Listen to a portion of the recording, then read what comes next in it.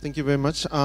First of all, I'd like to thank Healthcare Accreditation Thailand for inviting me to and provide me with this valuable opportunity to make a presentation on our reporting and learning system. On behalf of JQ, Japan Council for Quality and Healthcare, I'd like to express my sincere gratitude, not only HA Thai, but also the audiences who gathered today here in Bangkok. Well, okay, now my slide is ready, so I'd like to start with my slide. Okay, and I am belonging to JQ, which is a neutral third body in Japan, and it has carried a wide variety of projects, including hospital accreditation and adverse event reporting system of medical institutions, and we have an analog of the system, adverse event reporting system of community pharmacy as well. And in the afternoon, I'll make a presentation on our obstetric compensations and investigation prevention system for brain-damaged babies. Well, we believe that there are several levels of reporting system. What is most important is institutional level. I'm in charge of institutional reporting and learning system in my university hospital. And also at national or regional level. I also work on national level in reporting and learning system in JQ. And as Pierre told me that we shared time in international occasion a couple of times to learn and develop global level national reporting and learning system. And speaking about reporting system in Japan, we have several kinds of reporting system. The first three reporting system is operated by JQ, and the last one is operated by another organization. And I'm in charge of all three. The first reporting system of medical institution and community pharmacy, and cerebral palsy investigation system is also kind of a reporting system. And 2 years ago, the Japanese government launched the latest system, newest system, which investigates accidental death in medicine. Okay, first I'd like to talk about the history of our reporting system. More than 10 years ago, what happened in Japanese prestigious university hospital is shown here. In Yokohama City University Hospital, what happened there is that they switched heart surgery and to lung surgery. So the patient was underwent heart surgery instead of lung surgery. That's what happened in Japan. And the police filed the papers regarding that case, and so it became a criminal case. It was a big surprise and astonishment in Japanese medical society. So, in response to growing concern on patient safety in Japanese society, a report entitled Comprehensive Promotion Measures for Medical Treatment Safety was compiled in April 2002 by the panel of MOH in Japan. And the report stated there is a need to study the building of a reporting system for reporting detailed data from greater number of institutions. And it also touched the need of a reporting system of accident in addition to near miss, including malpractice case operated by a third body. Third body is assigned to JQ, later assigned to JQ. Based on the report, the MOH issued a ministerial ordinance and partially revised enforcement regulations to mandate medical institutions such as university hospital and other governmental hospital to report accident cases to JQ. And then after that, JQ was registered by ministers approved organization to investigate those cases. And the project has been operated successfully as the Japanese patient safety infrastructure as of now. So let's go over the history by a schematic image. In 2001, MOH established and launched near-miss reporting system. It only collects near-miss cases, but it moves to JQ in 2004 with subsidiary budget. And we also collect adverse event as well as near-miss event. So those two projects are integrated in one system. And then in 2008, the analogous system was launched. It covers community pharmacies. Both of these systems are operated by, funded by Japanese government as a subsidiary budget. So what is the aims of our reporting system? It aims at promoting patient safety by sharing knowledge with not only medical institutions but the general public. So we operate the reporting system under two very important principles. It's non-punitive and anonymous nature. We do not blame for anybody, any organization. And reporting has never been associated with administrative disciplinary actions. This is the overview of our reporting system. And we collect adverse event and near-miss event through web-based reporting system. And then we put them on collective analysis in JQ's committee, and we publish annual report, quarterly report, and monthly alert. And we also provide a database and training program as well.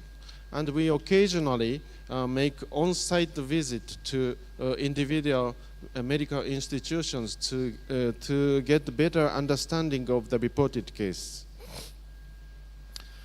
This is a number of medical institutions by registration patterns. Some hospitals report adverse event. The figure is almost 1,000. And some others report near-miss cases, 1,200. And by eliminating overlapping, we have registered 1,400 and something hospitals in our reporting system. And at institutional level, this is my university hospital with more than 1,000 beds. I am working as a patient safety officer in my hospital. What is the mission of patient safety officer in Japan? I operate institutional reporting and learning system. Probably this is the most important. And some cases we collected internally are forwarded to JQ's system externally. And I also work as a secretariat of committees on patient safety, and I also conduct in-house rounding and inspection on patient safety and education training and dealing with conflict, including lawsuit cases as well. This is a very complicated slide. Maybe you can see it, but what I want to tell you is that we have a grading system of incident level. In Thailand, have the level to we use A, B, C, D, E, F, I, G, H. I see. Yes, like you. Okay, I understand that you have the similar system, and we focus most is the cases over 3B to 5 levels. 3B levels, patient needed invasive treatment, and level 5 corresponding to patient's death. So if those cases over 3B levels happens in my university hospitals, staff involved in the incident report the case to risk manager and director of the division, and also my division of patient safety. And my division reported to the director of the hospital very swiftly. But you may imagine that staff involved in the incident is very, very busy in treating patient. So they have little time to report.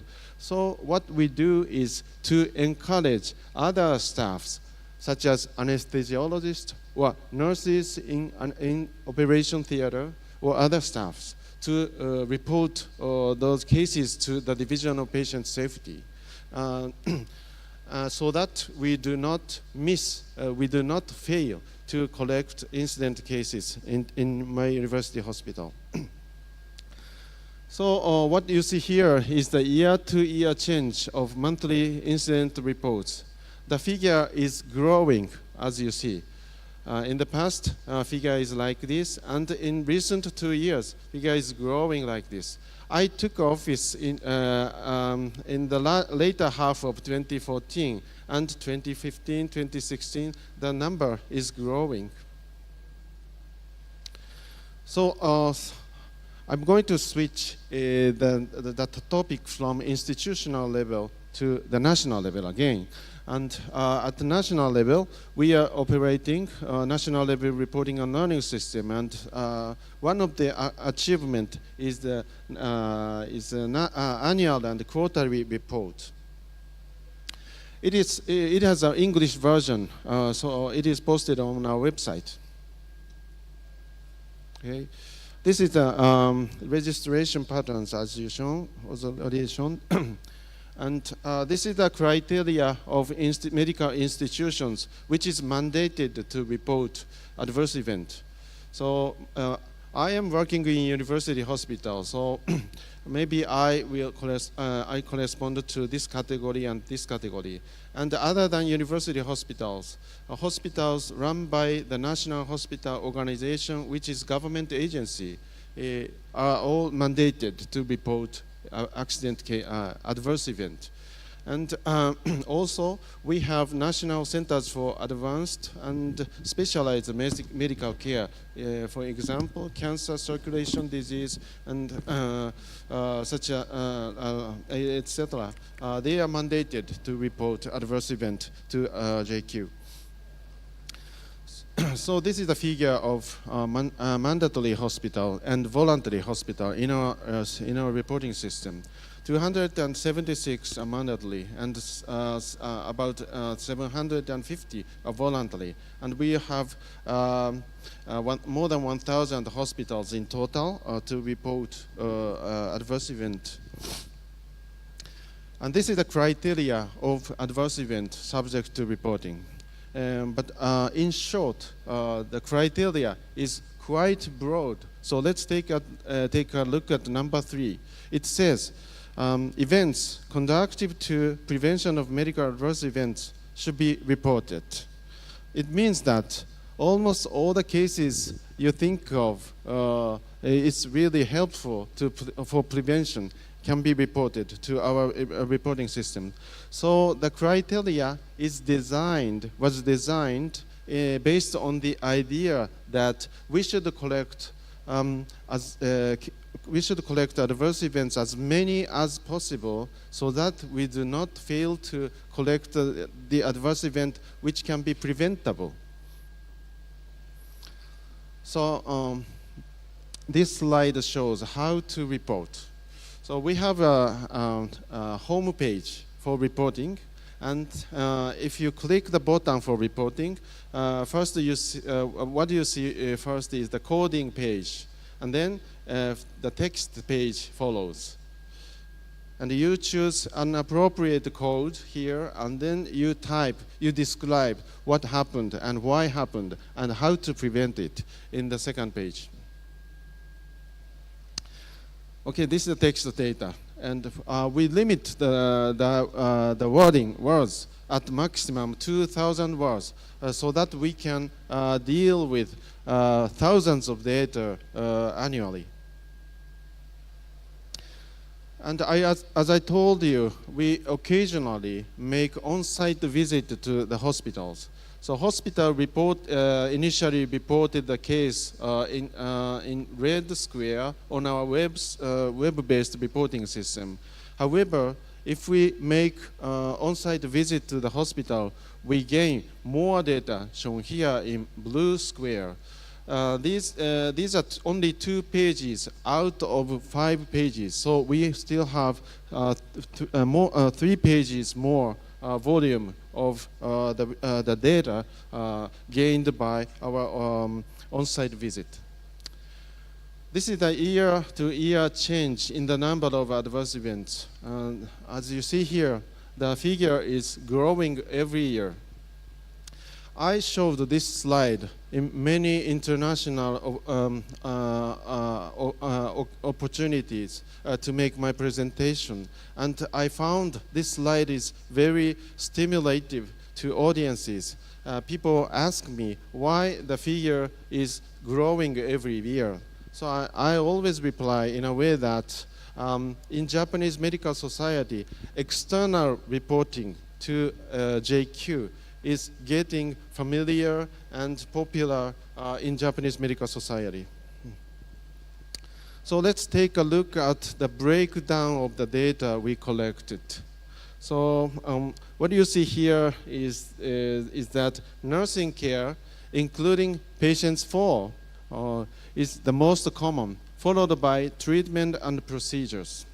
As you can imagine, cases which corresponds to nursing care do not deserve to learn very much. But in the category of treatment and procedure, we have an accident of anesthesia, or we have an accident of surgery, or we have an accident of invasive endoscopic examination. So there are a lot of cases which deserves to learn in this category. So I think successful reporting and learning system can collect those adverse events which deserves to learn a lot. So let's go further into the detail of our data. What kind of cases are common in Japan?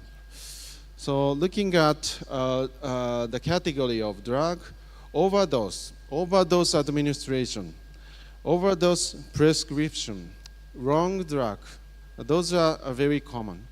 And looking at treatment and procedure, wrong procedure or method, foreign body retention, and wrong site surgery, those are still common in Japan. And concerning tubing, removal by patient, tear or breakage of the tube, spontaneous removal of the tube, infusion leakage, those are common in Japan. And test and examination, wrong report happens in Japan.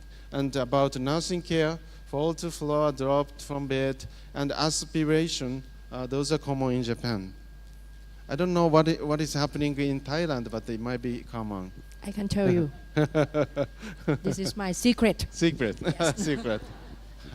Okay, I understand by your smile. I can tell you. Okay, what you see here is the degree of severity of adverse event. Only 10% cases corresponds to patient's death. So 90% of the cases is the case without death. But for instance, if patient dies, it's a very, very important case. But even if patients do not die, for instance, radiation therapy to cancer is conducted in Japan, but it has very intensive engineering before the treatment. So if we fail to make correct design, the radiation is target partly of the cancer, and it do not target total of the cancer. So the radiation is invisible. We cannot see radiation. So it causes very significant adverse event. Patients do not die immediately, but it's a very, very serious accident. It's one of the examples. So the rest of 90% cases has a lot of adverse event which deserves to learn.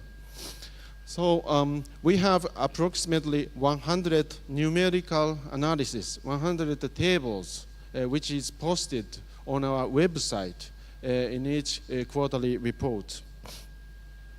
And we also conduct thematic analysis. What is shown here is the list of individual themes.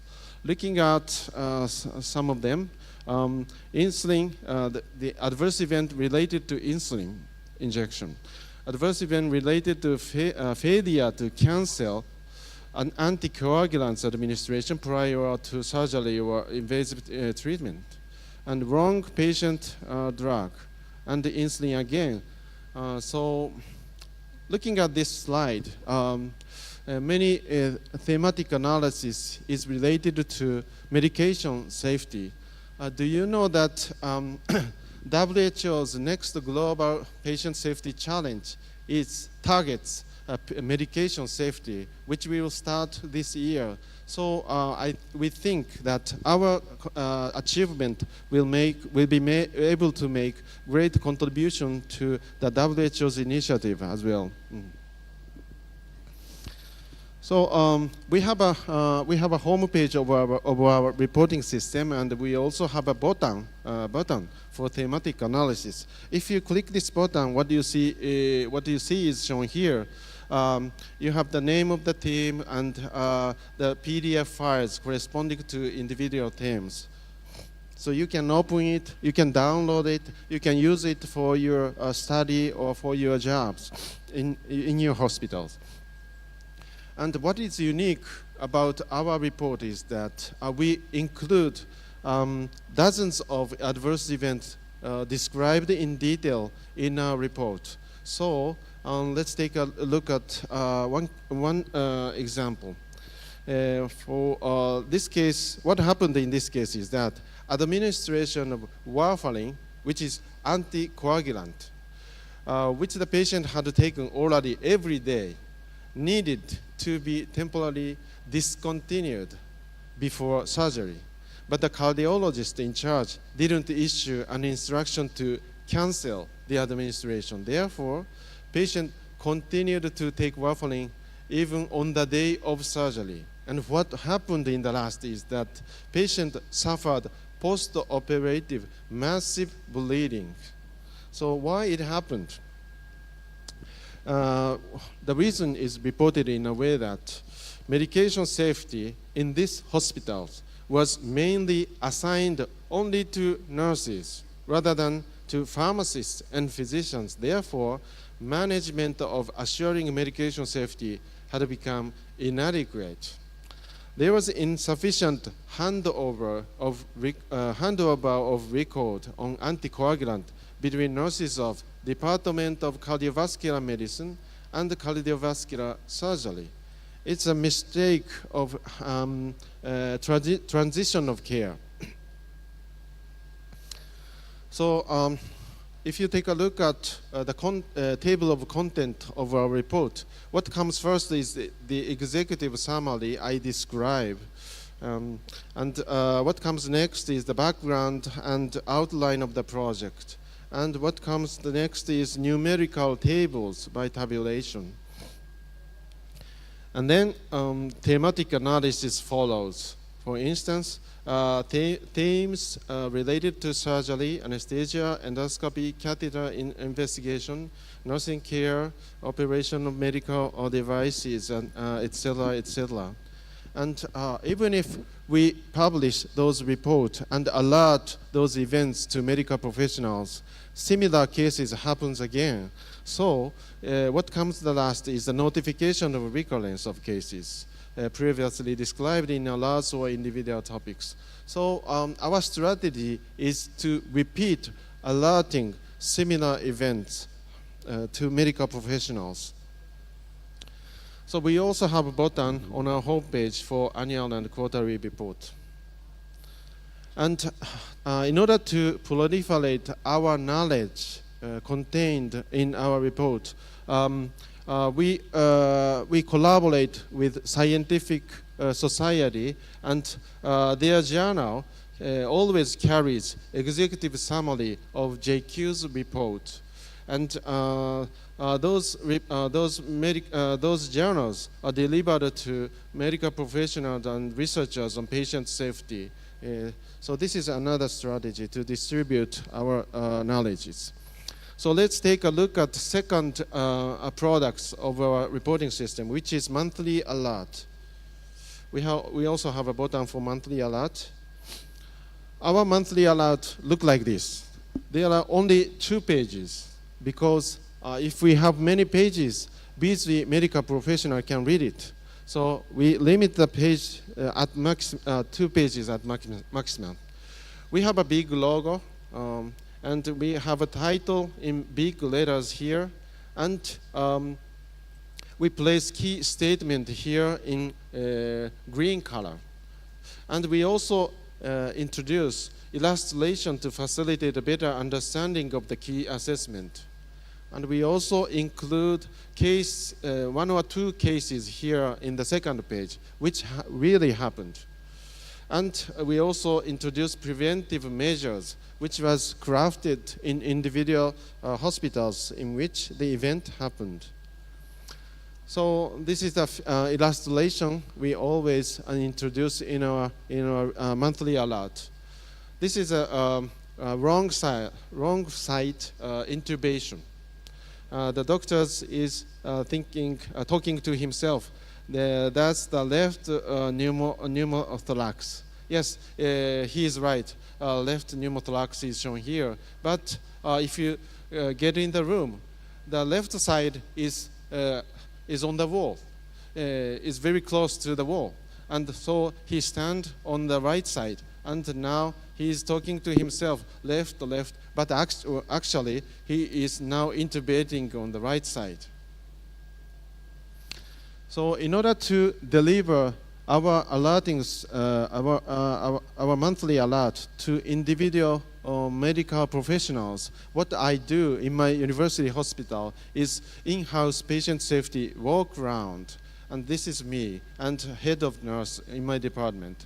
This walk round is voluntary round, and we try to minimize interference to staff's work because they are extremely busy. So we complete our round within 30 minutes. And this is a JQ's alert.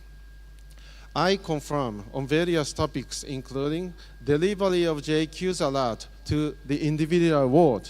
And then I also confirm filing of the alerts in structured number. And I also confirm staff's signature down here, which proves they read it. And our monthly alert is delivered by fax to nearly 6,000 registered medical institutions in Japan, which accounts for almost 70% of Japanese hospitals. And it also posted on our website, so anybody, you can browse our monthly alert. We have an English version of monthly alert in order to deliver it to the world. So this is a project named Global Patient Safety Alerts, operated by Canadian Patient Safety Institute, which we are very cooperative with. And taking a look at the homepage of this project, a Japanese alert is shown here, is described here. And then the project has devised an appli which works on your smartphone or tablet computers, and you can browse Japanese alert through this appli. So we craft our monthly alert and we send it to Canadian Patient Safety Institute, and through their project, it is delivered globally. Canadian Patient Safety Institute created a movie to appeal their project.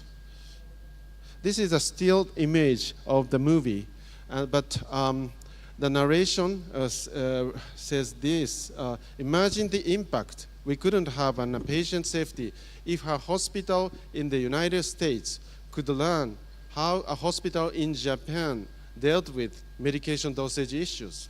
So this is the project of Global Patient Safety Alerts is doing. We also deliver our knowledges through a Facebook page, because the younger generation loves Facebook very, very much. So let me talk about our database. We have a button for our database. And if you open the page, you can choose, you can select adverse event or near miss event. You can select summary of events, for instance, drug or treatment and procedure or nursing care, etc., etc. You can type a keyword. For instance, if you input dialysis, more than 700 cases are matched and shown here. And you can browse individual cases. You can browse coding data and text data for individual case. And you also can download those pages, and it can be opened on Microsoft Excel. And each line corresponds to each individual case. And our database system is welcomed by medical professionals and researchers, but pharmaceutical industry and medical device industry also favors our reporting our databases. And what happened in recent years is that Amaryl and Armal and Amaryl is a combination of sound-like drugs, which Japanese people cannot distinguish one from another. So there is an adverse event related to the combination of those in our database. So the two companies crafted this alerting document, and they start to deliver to pharmaceutical department or community pharmacies to alert this adverse event. And what happened next is that Almar, one of the combination, is a brand name, but this brand name was relinquished, was abandoned by the company in 2012 for patient safety reasons. And a similar happy event happened again last year. Prink and Primplan. I cannot distinguish one from another. And Prink, the brand name, was relinquished and replaced with the generic name in 2016 by manufacturer for patient safety reasons. This is what's happening in Japan. And in order to enhance publicity of our achievement, I often hold press conference whenever we publish something. And some are broadcasted on TV news like this. This is a message from the Director General of WHO, Dr. Margaret Chan from Hong Kong. What she says is that greatest challenges today is delivering safer care in complex environments. So the leader of this area in WHO is Sir Liam Donaldson from UK. He also says to err is human, to cover up is unforgivable, to fail to learn is inexcusable. So now he stressed that we should learn from error. We should not hide errors. So this is a famous WHO report, draft report on reporting and learning system, which include Japanese reporting and learning system. This is published in 2005, long time ago. Now this report is in the process of revision. In recent couple of years, our reporting system is increasingly focused on international occasions. In 2015, our reporting system is introduced in a meeting of EU and WHO. And the EU started reporting and learning system in 2015. So this is the list of my participation to international meeting in recent 1 or 2 years. Most of them are related to WHO, and this meeting is related to ISQA. Last year, I attended WHO meeting which was held in Florence in Italy. there was a session on reporting and learning system. As you can see in this slide, reporting and learning system is the global issue of interest. And so Liam Donaldson made a presentation, made an introduction of reporting and learning system in the session. And what comes next is the Japanese system. So the key agenda in that Florence WHO meeting is shown here. It includes patient safety incident reporting and learning system. So I strongly recommend that you should start national level reporting on learning system, and you should contribute to the global community on patient safety. So the conclusion, that the JQ's nationwide adverse event reporting systems are now widely welcomed and utilized in Japanese medical society and related societies. The successful achievement of the reporting system is due to the growing patient safety culture and understanding and cooperation by medical institutions, government, manufacturers, and other entities related to medicine. Maybe this is the final slide. He is Dr. Eitaka Tsuboi. He is a former chair of JQ and former chair of Japan Medical Association and the World Medical Association. Unfortunately, he died last year, but in 1968, he spent 1 year in Bangkok because he used to be a member of a committee to launch National Cancer Institute of Thailand. So I think it is located in Bangkok. Maybe he would be very happy to know that I'm making presentation today here in Bangkok. So that's all I have today. Thank you very much. Thank you. Thank you very much, Dr. Shin.